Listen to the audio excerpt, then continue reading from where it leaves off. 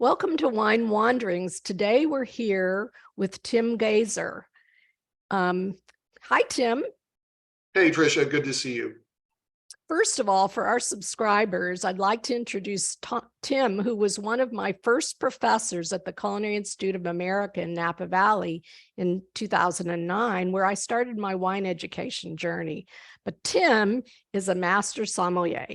He was certified by the Court of Master Sommeliers and is one of 300 or so, maybe a little less than that now, individuals worldwide to ever attain a master sommelier designation. It's said to be one of the most difficult tests in the world. And Tim is internationally renowned in this industry as a wine expert, an educator, and a writer. So Tim, thank you so much for being with us today. Oh, my pleasure. Thanks for asking. So I wanted to ask you, you've written a new book called Message in the Bottle.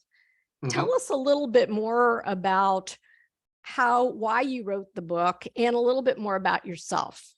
Okay. Well, just to be Inigo Montoya and sum up. So I'm chatting with you from New Mexico, from Rio Rancho, New Mexico, which is in the Albuquerque area.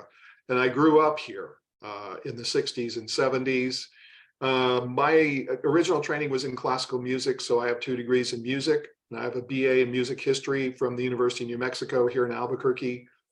And this is where I met my wife, Carla, and we got married in 1980. And then I went to the University of Michigan and got a master's degree in trumpet. That was my instrument.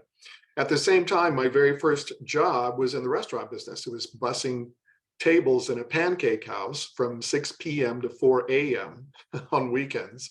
So I could, earn enough money to buy my first professional trumpet. So again, so music training and restaurant business. And, throughout the time, really, until my late 30s, I was in and out of the restaurant business. And even in grad school in Ann Arbor, I worked at a couple of amazing restaurants. And that's really where I got bitten by the wine bug, because both of them, the Lord Fox, which is now no more, but the Earl restaurant, really great restaurant, which is still there, both of them had huge wine lists, over 1,000 wines, both. And that's, I bartended at both places and got bitten by the wine bug, especially at the Earl.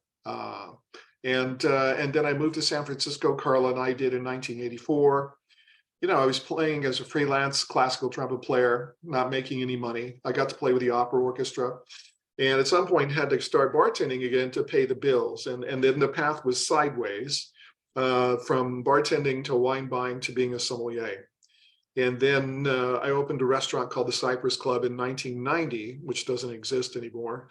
But the owner, a good friend, John Cunin, said, there is this course of study called the Master Sommelier title, and you ought to look at it, because a good friend of mine who at the time, Evan Goldstein and Nunzio Alioto, he knew them both, were master sommeliers. And so I took the introductory course in March of 1990, seems like eons ago, and passed it, and then was asked to take the advanced exam 3 months later, which we would never allow now, but somehow passed it. And then 9 months later took the MS exam for the first time and passed 2 of the 3 parts. And where all this ties in is that I was really not good at tasting. And it's a really difficult thing to master. I'm sure you would agree that.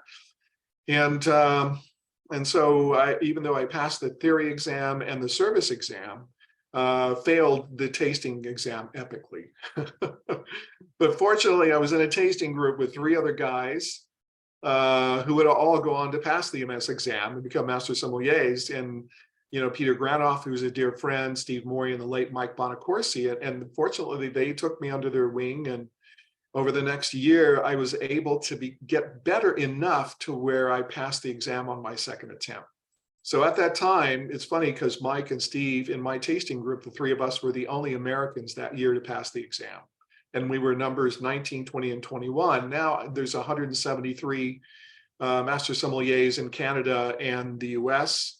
And there's 273, I think, is the current number in the world. And that's since 1969. Okay, all of that is to say, I was still, not convinced I had mastered tasting. And so I got a little bit obsessed with it, especially when I was teaching. Now that I was teaching a lot, that class at the Culinary Institute that you took, Mastering Wine 2. And I just, students coming to me with problems. necessitated me coming up with strategies to help them. And so over time, I began to build this little database of strategies that I would teach students. And, I also, along with this, from 2003 to 2011, I was the education chair and then education director for the Master Sommeliers in the United States.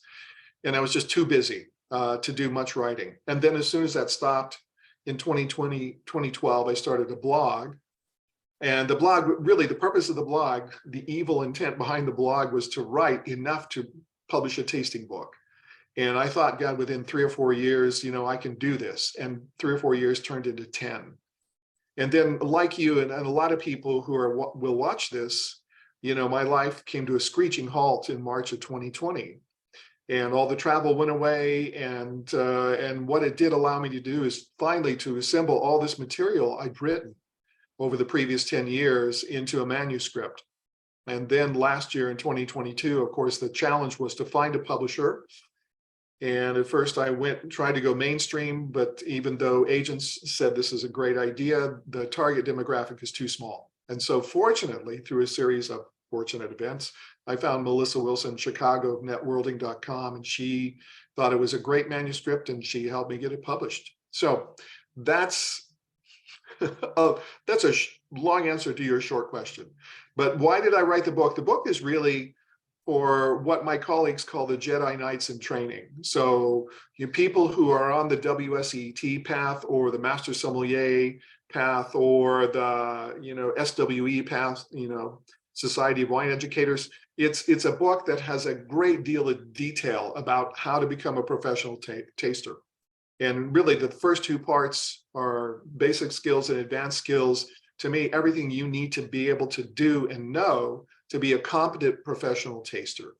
And then there's a section on strategies for improving your focus and also your smell and taste memory. And then there's a final section that's a series of 8 wine essays.